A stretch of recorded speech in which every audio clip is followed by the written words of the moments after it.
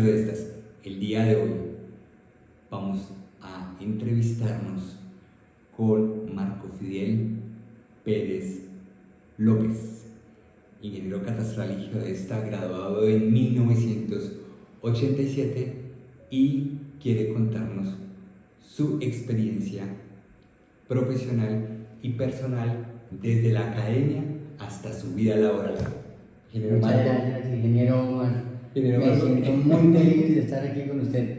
Igualmente para todos nosotros es un gusto muy grande que haya aceptado nuestra invitación para poderle contar a estas nuevas generaciones qué fue de la carrera Hace en esa 30 época, años. hace 30 años, y cuáles fueron esas bases que hemos tenido hasta el día de hoy para haber podido conquistar lugares tan importantes, no solo aquí en Colombia, sino a nivel mundial. De acuerdo. Cuéntanos, ingeniero Marquito, qué alegría tenerlo aquí. ¿Por qué escogió estudiar esta carrera? Bueno, estaba terminando el bachillerato y había un compañero al que admiraba mucho. Y ese muchacho ya estudiaba ingeniería catastral, llevaba unos años en el tema. Y me decía, ingeniería catastral es de las más bonitas ingenierías que tiene Colombia. Yo le preguntaba por qué. Entonces él me decía, mire, vemos cosmografía, vemos astronomía, vemos ingeniería de sistemas. Cuando yo lo más cerquita que había estado en un sistema era una calculadora que hacía sumas, resta, multiplicación y división, y que me había dejado mi hermano, que era un comerciante bueno. Entonces, hermano, todo el mundo tenía una calculadora de esas. Yo decía, voy a estar al frente de un computador. Genialísimo, genialísimo. Entonces, esa fue mi motivación. Terminé de derecho a la ingeniería catastral. Maravilloso. En las conversaciones que hemos tenido con el ingeniero Marco, él nos hace énfasis de una clase muy especial para él. Entre muchas está Ramón de Luis. Cuéntanos qué es Ramón de Luis para ti, para ustedes. ¿Qué significó ese nombre para ustedes? Bueno, de Ramón de Luis tengo la mejor de los recuerdos. La astronomía hace parte de una de esas ramas de las ciencias en que tiene mucha matemática, y a mí me gustaba. Entonces, entenderle a Ramón de Luis, que además era un excelente pedagogo, era muy fácil. Me consideré un alumno un poco destacado en su clase, hasta que llegó la anécdota que te voy a contar. Habían dos chicas que venían rezagaditas y nada, que pasaban astronomía. Entonces, en uno de sus exámenes, una de ellas se me sentó al lado y comenzó a preguntarme. Yo terminé mi examen muy juicioso, y al terminar volteé la hoja y ella se copió. Ramón de Luis pasó algunas 2 veces, nunca dijo nada. Recogió los exámenes y me dice, Marco Fidel y la niña, ustedes ya no van a pasar astronomía. Y efectivamente, pese a que yo conocía mucho del tema, no pasé astronomía. Hay otra anécdota bonita con Ramón de Luis. De esa primera es para mostrarles que, a pesar de que el ingeniero Marco había sido un estudiante destacadísimo en la materia, no fue lo primordial que él quería transmitir a esa generación. Y de acuerdo a esa anécdota, no fue suficiente el conocimiento, la habilidad, la preparación que tenía en desarrollar los cálculos matemáticos, no solo en calculadora, sino con la regla logarítmica. Cuéntanos cómo fue eso antes de pasar a la siguiente. Perfecto. Y agregaría algo a lo que tú dices. Ramón de Luis era tan buen pedagogo que no le preocupaba tanto que un muchacho aprendiese la ascensión recta o la latitud y la longitud, sino que fuera un profesional honesto y recto. habría que destacar de esa anécdota. Y la segunda es que no podíamos sacar calculadora en sus clases. Él nos enseñó a manejar las tablas de logaritmos. Era un libraco en el que estaban una serie de números, que eran los logaritmos de los números naturales. Y entonces, una multiplicación, una resta, una potenciación, nada más se convertía en una suma. Y así lo hacíamos con Ramón de Luis. Entonces no había posibilidades de sacar la calculadora para hacer el examen. Tocaba siempre con la tabla de logaritmos. Porque él decía, cuando ustedes estén haciendo una vía en pleno monte y se les daña la calculadora, ¿ustedes que van a volverse hasta Bogotá a comprar una? ¿O se les acabaron los tiros? No, ustedes tienen su libro y ese los acompaña y ese no se les daña. Y tiene mucha razón. Hay que aprender de la génesis de las cosas. Ahora, muchos muchachos seguramente no se han preocupado para qué sirven los logaritmos naturales, los terianos, todo eso, porque sencillamente ya todo su calculadora lo tiene, lo trae programado. Pero esa génesis la han olvidado. Rafael de Luis, el hijo de Ramón de Luis, el profesor Rafael nos dictó a nosotros. Yo alcancé a ver una sola clase con Ramón, una sola clase. Posteriormente, cuando vi filosofía de la ciencia aplicada a la ingeniería con Rafael, él nos decía en la clase que los árboles se debían a sus raíces. Es decir, no solo basta con oprimir un botón, sino entender cuál era el trasfondo del cálculo. Y eso no solo se aplicaba desde la ingeniería en los cálculos, sino desde la forma de pensar para la toma de decisiones. Totalmente de acuerdo. ¿Qué piensas de eso? No, pues es que así es todo. Cuando me invitaste a esta interesante conferencia, y yo creo que una de las cosas que te motivó a que yo pudiera estar aquí acompañándolos esta tarde es el posicionamiento astronómico. Total. Eso me pareció que te ha fascinado. Entonces, esa génesis, saber por qué ahora a través de un celular puedo llegar a uno u otro lugar, es fantástico. La mayoría no sabe de cómo funciona, pero si nos lo permiten en esta tarde, claro que sí, por favor, cuéntanos desde los cálculos de matemática y astronomía, ¿cómo lo hacían ustedes? Por favor, cuéntanos sobre las tarjetas perforadas, sobre el Lotus 1, 2, 3 y la programación de una calculadora prestada, y cómo se integró todo eso en la forma de pensar para poder llegar a la topografía. ¿Cómo fue eso? Son muchas cosas. Vamos a ver si logramos entender tanto. Bueno, entonces,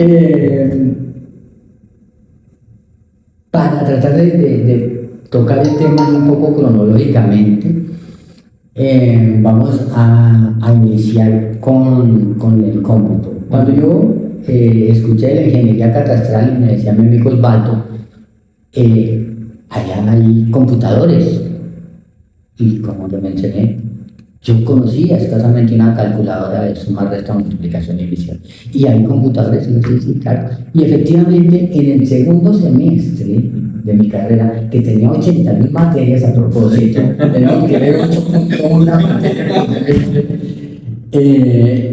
estaba en la ingeniería de sistemas y la programación en Fortran, y me dijeron, bueno, hay que hacer un programa. ¿Qué programa? Bueno, entonces, ¿cómo voy a viajar a la luna? No, suave. Una cosa que saque los números primos. Bueno, está fácil. Y diseñé un diagramita de cómo sacar los números primos de un número cualquiera. Y lo diseñé y me dijeron, pásenle ese diseño a un señor. Y voy a la sala de cómputo, era una sala gigantesca. Donde estamos es pequeño comparado con ese equipo que tenía la Universidad Distrital para Ingenieros de Sistemas. Y este señor comienza a tipear lo que yo había hecho Y al finalizar, pasó una máquina que y me entregó un paquete así de grande de tarjetas perforadas. Y yo con mucho cuidado, porque si se caen, se desordenan y eso no lo vuelve a realizar nadie. Entonces me fui para otra sala donde había un computador igual de grande, con aire acondicionado y todo, y pasaron esas tarjetas. Y al final salieron un listado de los números primos de 1 a 100. Okay. Así comenzó mi vida en el tema de los sistemas. Y estaba feliz, feliz, estando ante una cosa de eso tan grande. En el 8º semestre me di una materia que se llamaba valorización. El proceso de derrame de valorización. Valorización. Y dentro de ese proceso está el derrame de valorización, que ya es el efecto de haber aplicado una serie de formas, una serie de cosas a unos predios que están metidos dentro de una zona homogénea, dentro de una zona de influencia de una vía o de cualquier otro proyecto que se quiera construir. Entonces, allí ya llegué armado, mucho mejor que con las tarjetas perforadas. Había una amiga muy cercana que me llegaba al corazón. Ella trabajaba y había comprado una calculadora programable. Tenía como 36 pasos de programación, es decir, 36 líneas en donde uno podía, en cada línea, almacene esta variable, calcule esta otra variable, vaya a esta otra, si esta es un 1, entonces pase a esto, si es un 2, pase a esto. 36. Solo 36. Solo 36 pasos. Y entonces, en ese ejercicio de valorización, metí esas variables para poder hacer el derrame y saber cuánto debía contribuir cada uno de los predios incluidos en esa zona de influencia, debían pagar por la construcción de la vía. Y eso seguramente gustó un poco, no sé. Y cuando salí, mi primer empleo fue en valorización, un derrame de valorización de la vía Puerto López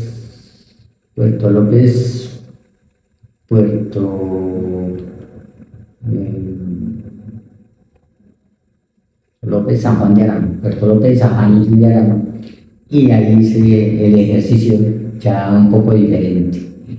No sé si quieres que te cuente un poco. Claro que sí, por favor. Claro que esa política a nivel estatal se está retomando para las vías de primer orden. Cuéntanos cómo lo hicieron ustedes en esa época. Fue una cosa maravillosa esto de la valorización, porque es una manera justa en que un predio puede retribuir por el mayor valor adquirido a la construcción de vías.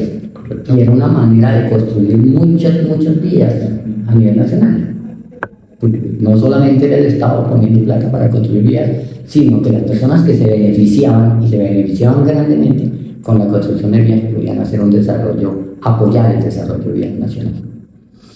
Entonces, después de las tarjetas perforadas, de la calculadora con los pocos pasos de programación, me sentó Héctor Maldonado, un señor que después fue director del DANE, en la empresa de Alejandro Sokolov, y me dijo: Marco, necesito que repliques lo que aprendiste en valorización para esta vía. Y me puso el computador. Era un computador que valía una fortuna. Una fortuna valía ese computador. Que hoy una calculadora, un celular cualquiera más pequeño es más poderoso, ¿no? Imagínate que tenía dos entradas de tarjetas. ¿Sistema operativo? En el primer drive tú metías el sistema operativo, porque si no, eso no funcionaba. Y después de introducirlo, prendías el computador y ya pues, se instalaba el DOS, el sistema operativo que funcionaba en los computadores. Y en la segunda, el segundo drive, lo que tú querías trabajar, si era Lotus 1, 2, 3, o si era Wallstar, y entonces ahí hacías sus informes y sus cosas. Sí. Bueno. Lotus 1, 2, 3 era en otrora el Excel de hoy. El antecesor. Correcto. Y el WordStar era en otrora lo que hoy es el Word. El Word. Correcto, eran los Pasando por el Word Perfect. Total, bueno, me faltó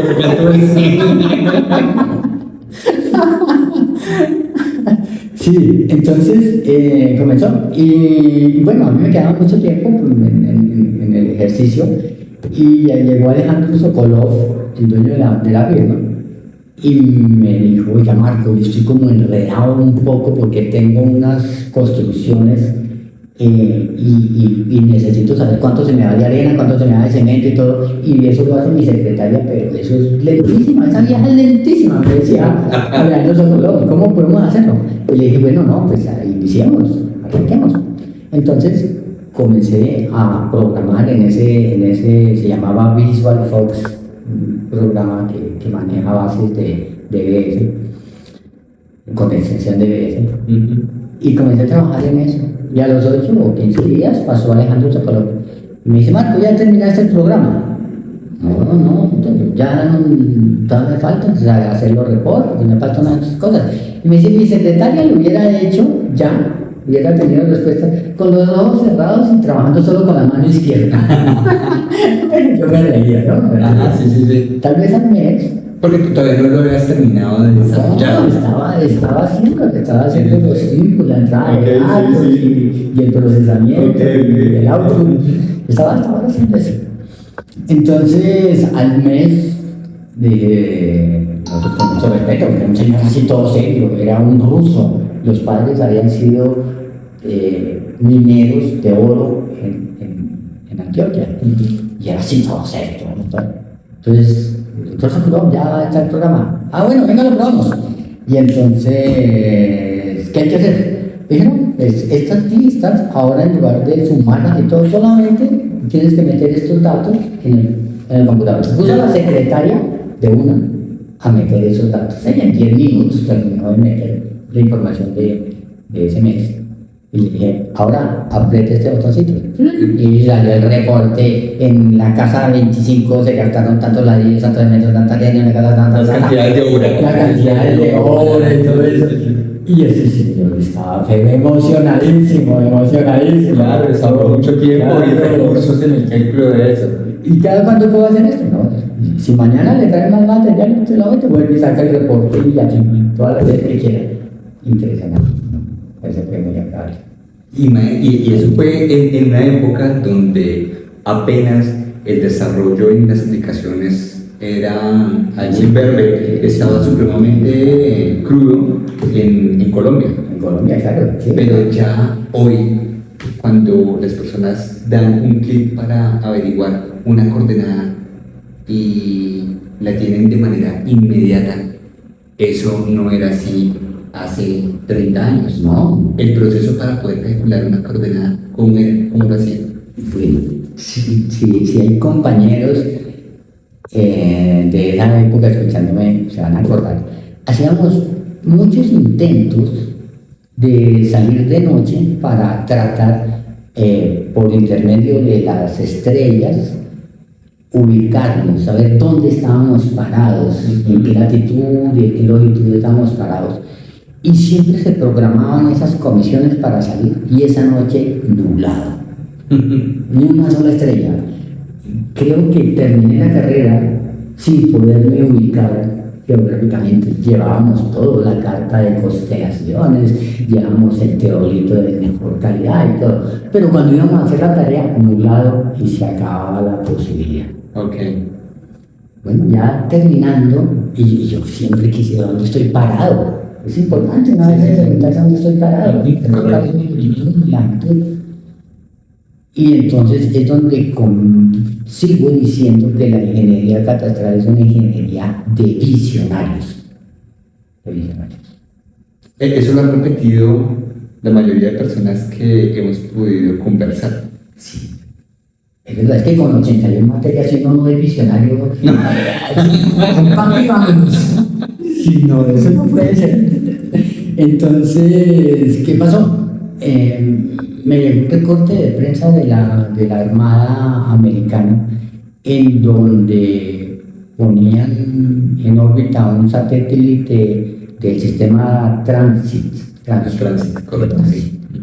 ya obsoleto. Sí, esa constelación. Y entonces me dio por averiguar de qué se trataba eso y me gustó bien.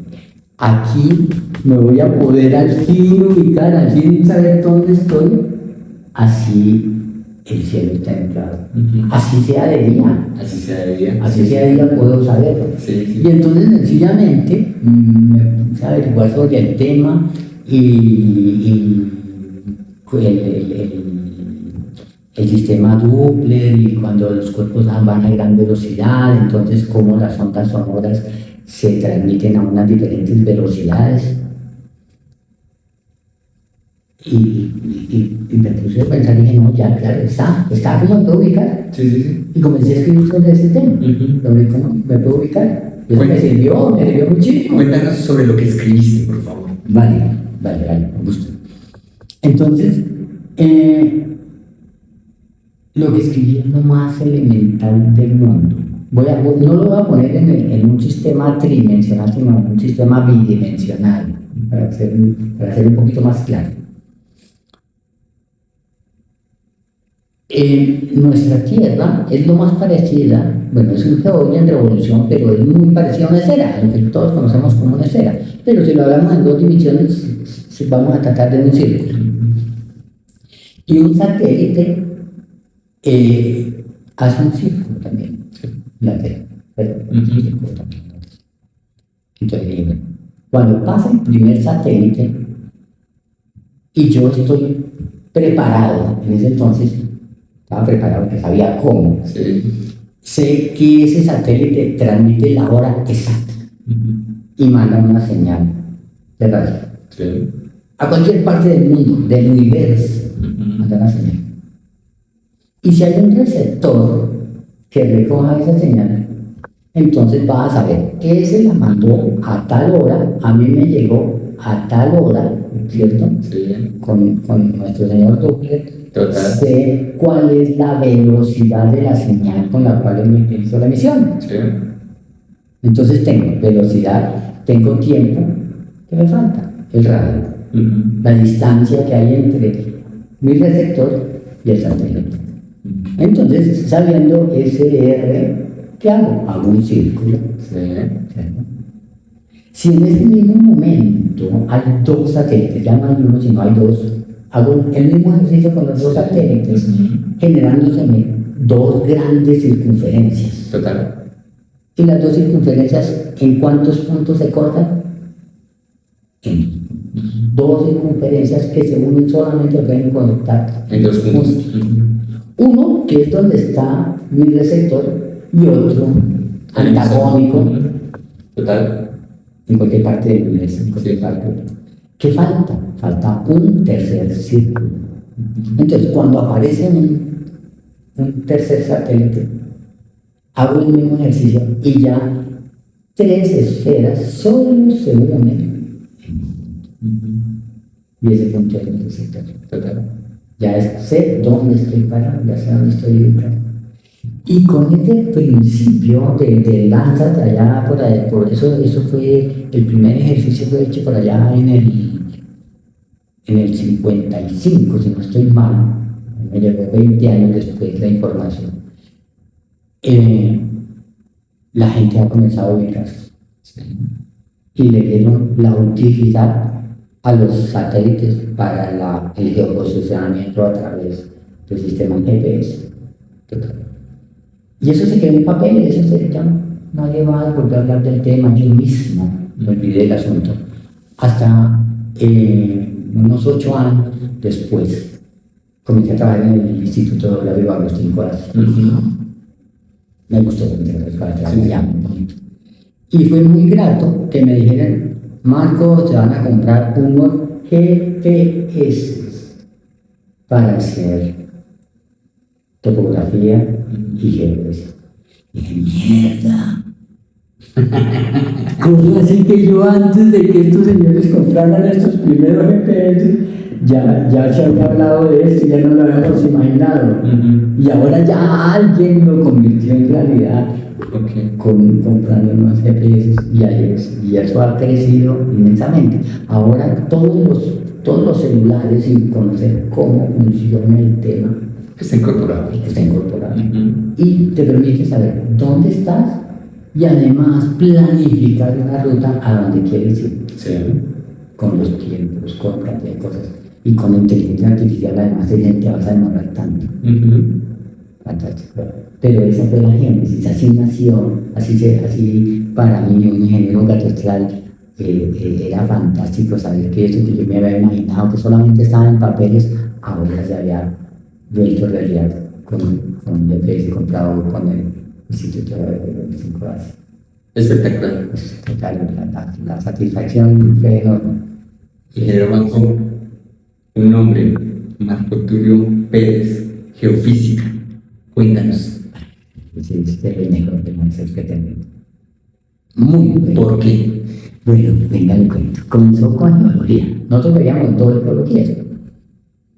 Y en la primera geología, no, mentira, una geología y una geofísica. Y dos topografías. Y dos topografías y dos diseños geofísicos de vías. Sí, correcto. Esa es la topografía. Ahorita te cuento una anécdota. Claro, bien sí. simpática. Ok. Pero con Marco Tulio Pérez, en la primera vez de la geología, comenzó a hablarnos de todas las épocas del cuaternario, del terciario, de las cosas que habían allí.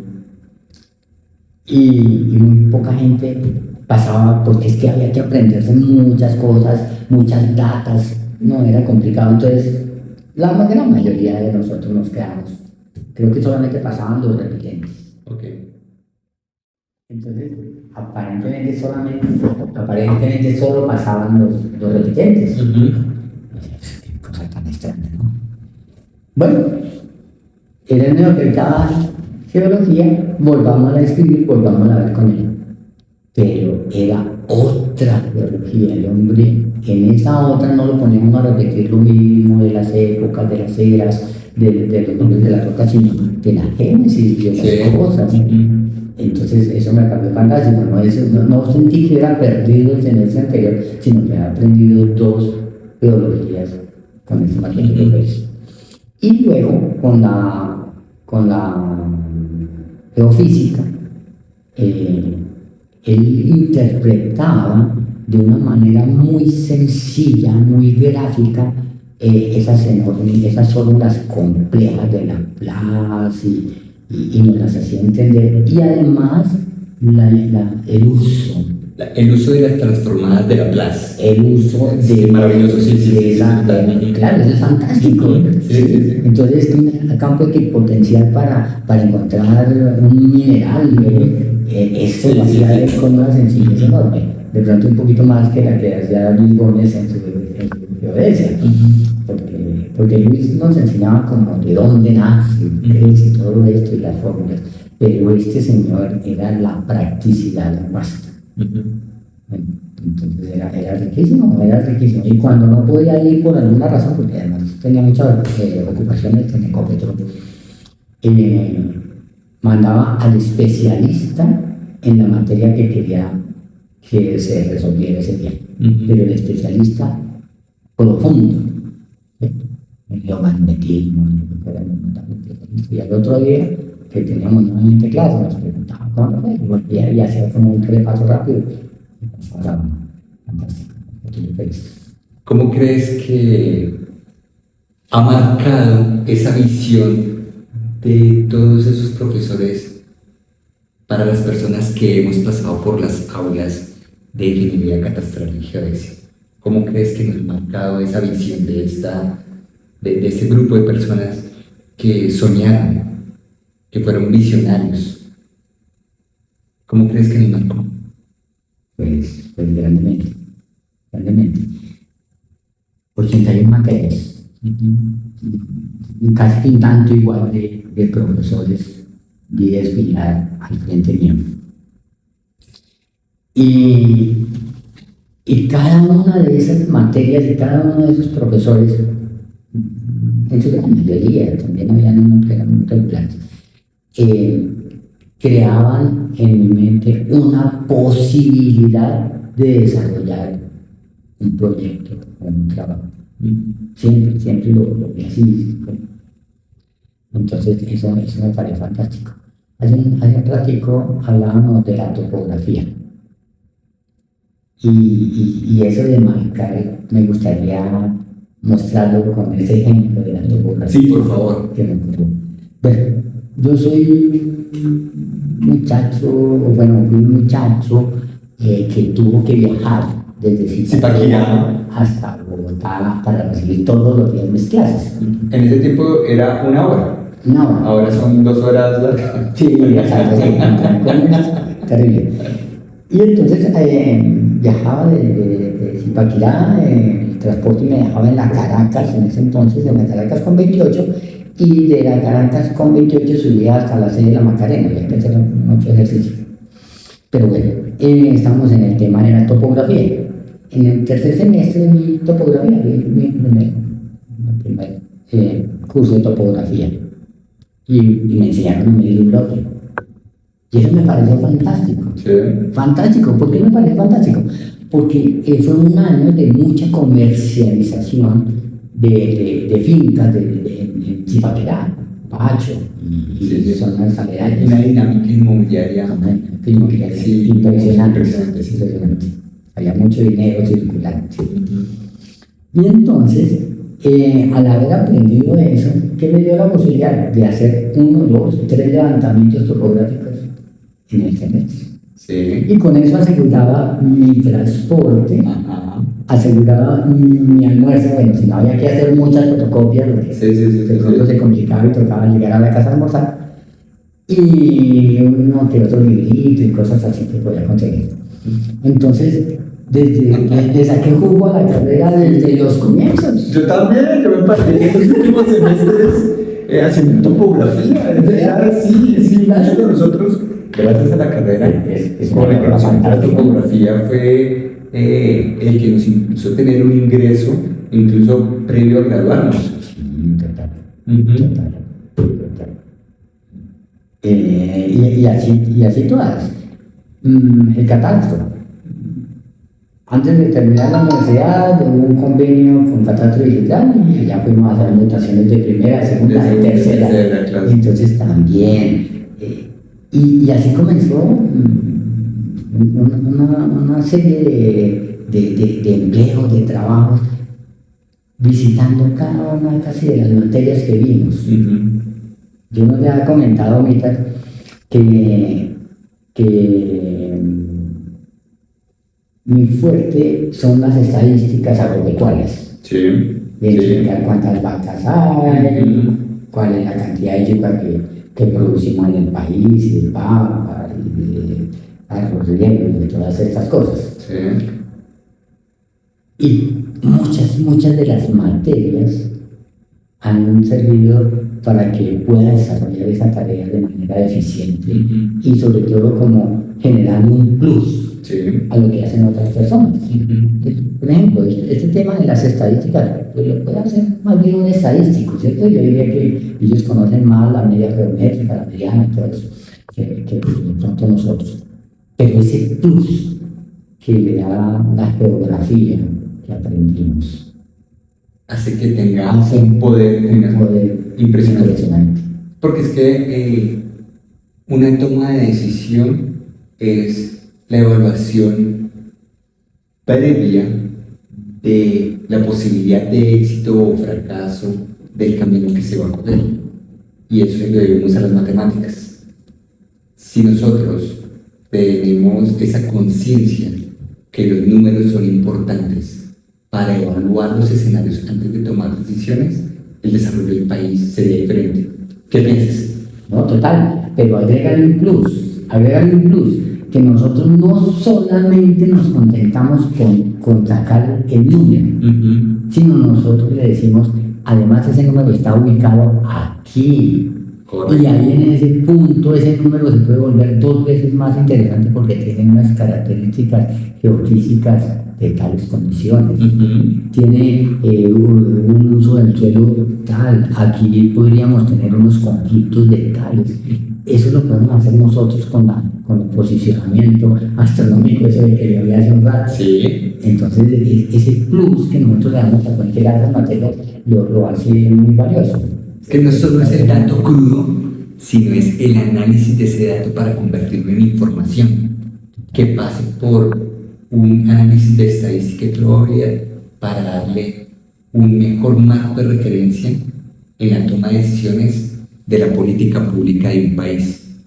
Si un país no tiene un análisis estadístico, de probabilidad, de análisis numérico, desde la ingeniería, las decisiones quedan en papel sin ningún tipo de conexión con las normas que se están creando. ¿Qué opinas? Totalmente de acuerdo. La idea es que la planificación regional, municipal, nacional, esté embebida en un sistema geográfico. Sí. De resto, tomar cualquier decisión sin saber dónde es loco, está lejos de todo foco. Y así se ha venido construyendo la planificación antiguamente. Mire, vamos a darle un incentivo a los productores de papa y le llegaba a los costeños, le llegaba a gente que no tenía nada que ver con la papa porque no sabía dónde estaba ubicado la producción de papa en el país. Uh-huh. Entonces, ahora no. Ahora identificamos, yo todavía sigo con las estadísticas, ahora identificamos dónde está el nicho productor de cada uno de los cultivos, cuánto se está produciendo, qué es la zona más productora, la mediana o la que no es productora, y que ya no habría que hacerle ningún incentivo a ese cultivo, porque por más, me acuerdo de un dicho muy famoso que decía mi madre, que por más de que alimenten un burro nunca se gana un derby. Sí. Porque de nada sirve que esas tierras improductivas para un cultivo, porque todas las tierras productivas para un cultivo se le invierta. Hay que invertir en las zonas donde hay alta posibilidad de producir un alto rendimiento. Eso es catastro, la identificación del territorio para saber dónde podemos realizar una actividad específica y poder tener la mayor probabilidad de éxito de la inversión de los recursos.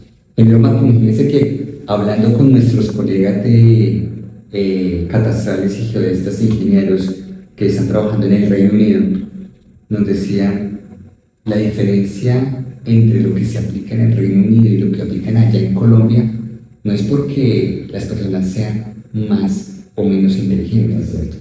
La única diferencia es que en el Reino Unido, antes de poner una letra en una normatividad, han hecho un análisis económico, financiero, territorial para evaluar el impacto de una necesidad. Aquí, en Latinoamérica, poner una letra es por la voluntad del color de quien está manifestando su propósito personal organizacional para un beneficio particular, no para el beneficio general. Si nosotros en Colombia le exigiéramos a nuestros gobernantes que aplicaran las matemáticas, que hubiese ingeniería en los procesos de la estructuración de nuestras normas, nuestro futuro sería muy diferente. ¿Qué opinas? Totalmente de acuerdo, porque lo que tú has dicho, la planificación anterior estaba regida más por colores que por ideas de desarrollo. Sí. El tema ha cambiado sustancialmente. Los intereses ahora ya no son de producir de manera monotemática algo. Entonces antes produzcamos papa, entonces esta es una zona productora de papa, vamos a sembrar papa. No, ahora se está pensando más en los productores normales, en el productor como fue mi abuelo o como fue mi madre, en que no solamente producían el maíz y las habas y la alberga, sino también los pollos y también había un cerdo. Y esa economía doméstica es la que hay que bregar a que se resalte, a que siga funcionando, porque es una manera de motivar a que todos los profesionales vuelvan al campo, no de manera monotemática, sino que tengan esa diversidad de usos, de cultivos, de que las fincas ya no sean solamente un solo verde, sino que haya 1000 verdes en una finca y todos los colores de los animales. Eso es lo que se está propiciando y prolongando ahora en el desarrollo rural. Ingeniero Marco, de acuerdo a esa base de pensamiento, ¿usted cómo está viendo el desarrollo del software en machine learning, redes neuronales, inteligencia artificial? ¿Cómo está percibiendo usted este cambio hoy en el 2024 frente a esa base de conocimiento? ¿Cómo lo ve? ¿Cómo lo percibe? Bueno, yo realmente me siento boquiabierto, porque pues nosotros que iniciamos con tarjetas perforadas, ¿sí? y ver ahora esa inteligencia artificial produciendo cosas, se queda un corto. Si le sacáramos solamente el 10% de productividad a todos esos desarrollos, todos los países creo que tendríamos menos hambre, menos desnutrición, sería fantástico, también menos problemas de contaminación. El tema es que por un lado va la tecnología más hacia el sentido comercial y de desarrollar cosas que sean de consumo rápido, a cosas que sean estructurales, pensadas en el tiempo, que sean pensadas en el tiempo y el futuro. Pero si alguien se dedica a eso, a coger todas estas herramientas y pensar en un desarrollo sano, sostenible de nuestro país, va a ser fantástico. Estas generaciones nuevas tienen esa tarea importante sobre sus hombros. Lo que nos acaba de comentar coincide con nuestro colega ingeniero catastral y geodesta John Galindo, que vive en la Columbia Británica, en Canadá. Él es desarrollador de software enfocado desde nuestra carrera. Él dice que el poder de las decisiones desde la ingeniería, en especial desde la ingeniería catastral y geodesia, para la política pública va a ser quien entienda, comprenda, desarrolle y aplique la inteligencia artificial. ¿Cómo ve la carrera futura? Bueno, a mí me preocupa algo. En nuestra carrera había mucho que hacer y mucho que escribir. Casi nos tocaba hacer todo, ¿no? Sí. ¿Por qué? En un levantamiento topográfico uno llevaba la cinta, llevaba su libreta de notas y hacía muchos ejercicios de levantamientos en lectura directa, en lectura inversa, y después llegaba a calcular y a producir el informe que fuera necesario, ¿no? Ahora con una estación total no necesitas hacer nada de eso. Botoncito y va desarrollando. Entonces, cuando el que está detrás del equipo conoce esa génesis de ese paso a paso, él puede explotar grandemente esa velocidad que le está dando ese equipo, esa estación de trabajo. Si no, se vuelve solamente un apretón de botoncitos y obtener cálculos, y toda la ingeniería comienza a retroceder Entonces, ¿a dónde quiero llegar con este comentario? A que no solamente nos concentremos en hacer, sino en saber de dónde vienen las cosas.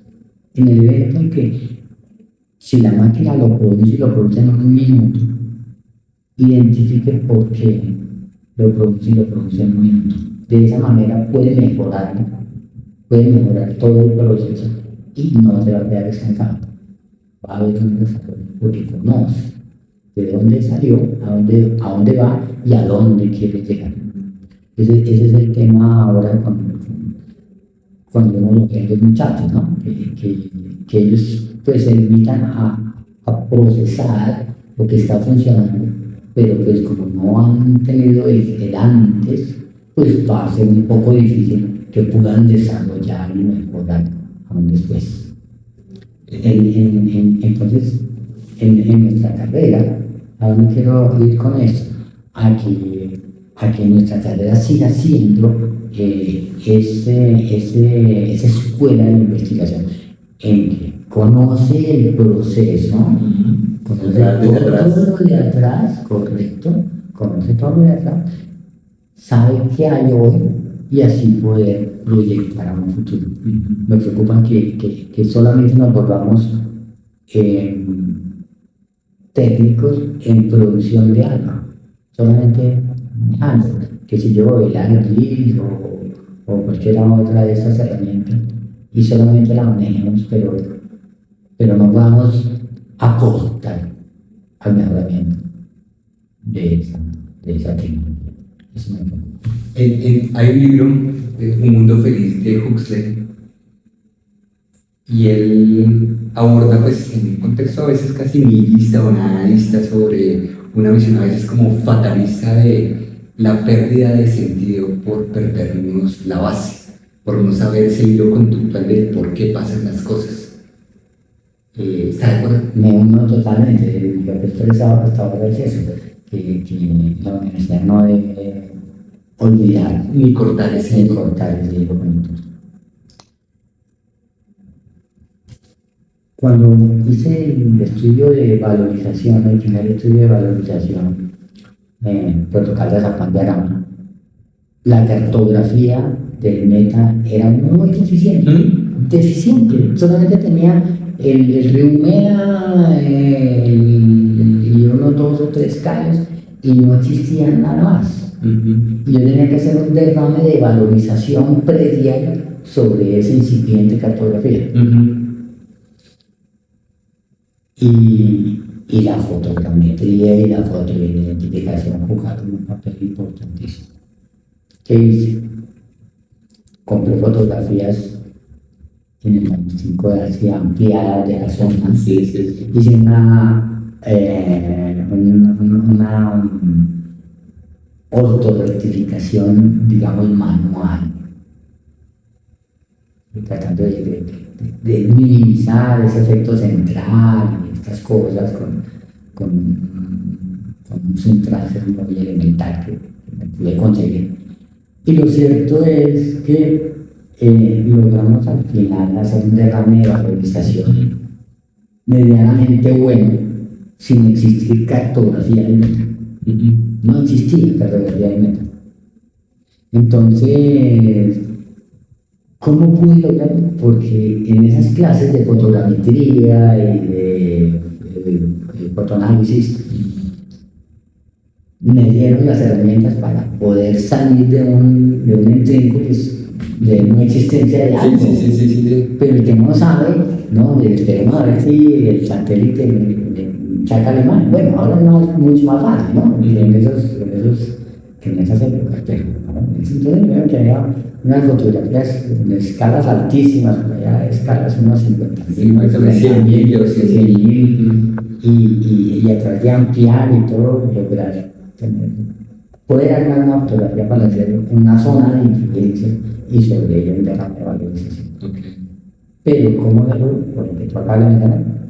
Teníamos todo el bagaje, todo el conocimiento de cómo se armaba una cartografía y eso fue lo que se hizo. ¿Eso en qué año fue? El primer trabajo en 1988. 1988.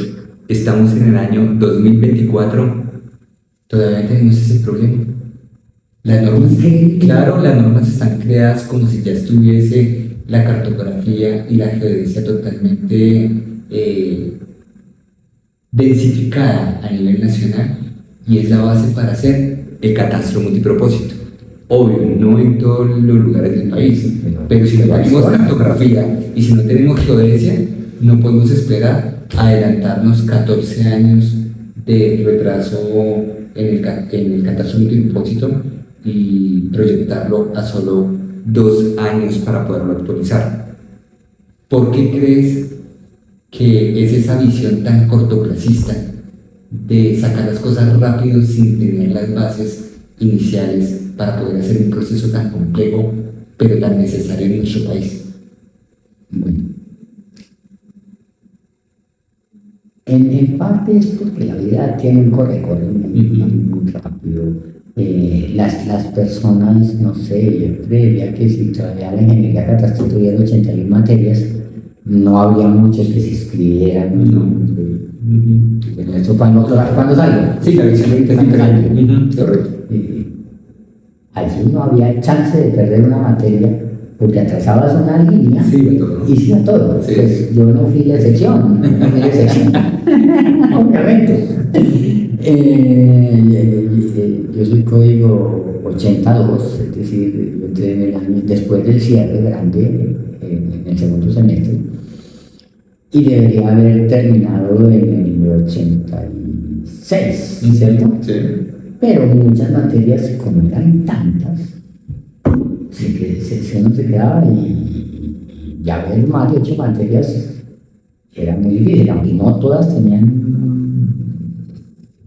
por ejemplo, las matemáticas no podíamos saltarse, matemática 1, hasta 5 matemáticas, pero había otras que también, aunque no tenían líneas tan largas, uno la perdía y ya decía, bueno, yo voy a ver 8 materias más esta que perdí en 9 materias, yo como que me alargo un semestre. Sí. Y por eso nos alargamos 2 meses. Entraban, en el grupo fueron unos 120 personas abiertas en 4 cursos y en el segundo semestre ya quedaron solo 2 cursos, 30. Y cuando el grupo anterior se graduaron 3 muchachos, 3 profesionales, 3 ingenieros catastrales. Y yo me gradué al siguiente semestre como único ingeniero catastral de la Universidad del Central en aquel momento. Entonces,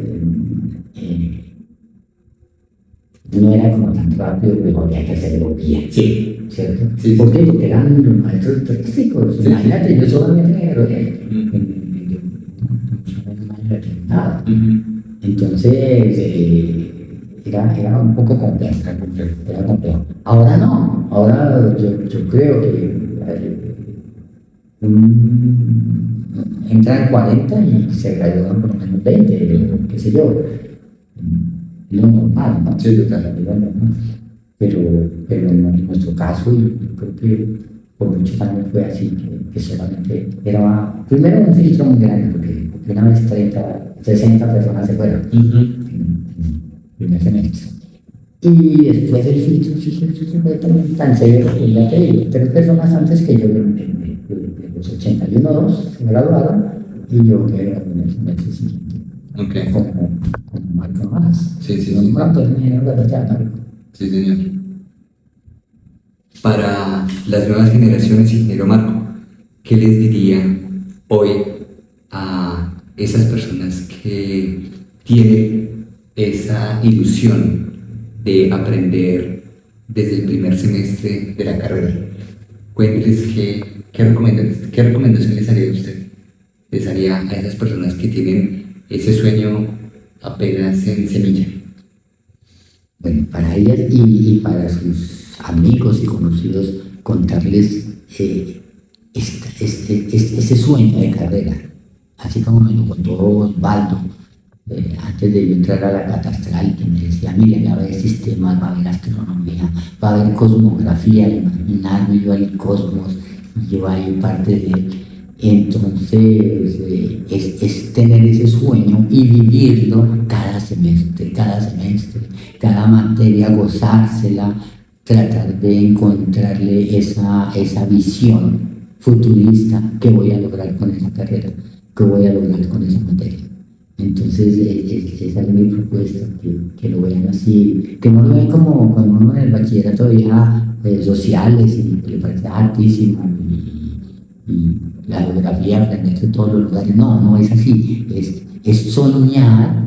Cuando veis geografía es soñar cuando voy a estar allá al lado del Éufrates, al lado del Tigris, en la Mesopotamia linda. Entonces sueñen con cada una de las materias y verán que van a ser unos profesionales excelentes.